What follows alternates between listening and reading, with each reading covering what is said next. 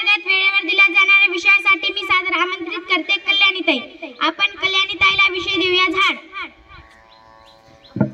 झाड म्हणजे वृक्ष। मला तर सर्व झाडे आवडतात, मला सर्वच वृक्ष आवडतात।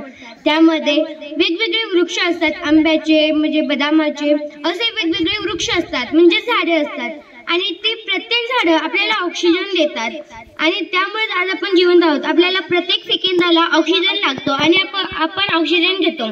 आपण जर जास्तीत जास्त झाडे जर तोडली तर आपल्याला ते वाईट परिणाम आपल्यालाच होईल, कारण की आपल्याला ऑक्सिजन मिळणार नाही। म्हणून झाडे तोडायची नाही तर झाडे लावूयात।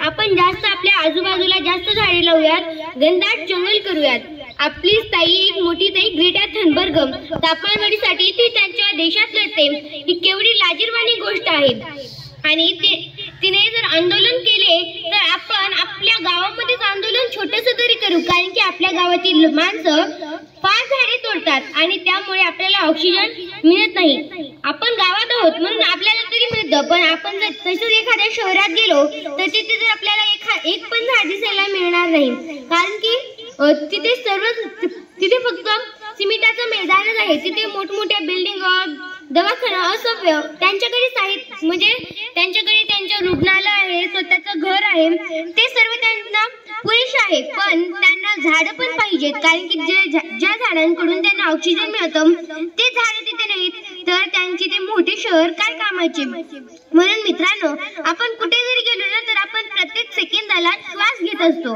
म्हणून आपण जास्तीत जास्त झाडं लावण्याचा प्रयत्न केला पाहिजे। आणि आपले जर आई वडील घरी झाडं तोडत असतील तर त्यांना पण समजावून सांगायला पाहिजे, आपल्या काकूंना पण समजावून सांगायला पाहिजे की झाड आपल्यासाठी फार महत्त्वाचे आहे आणि झाड किती महान असतात ना। आपण काही जरी त्यांच्याकडून नाही मागितलं तरी ते आपल्याला देतच राहतात, ऑक्सिजन देतात, सावली देतात।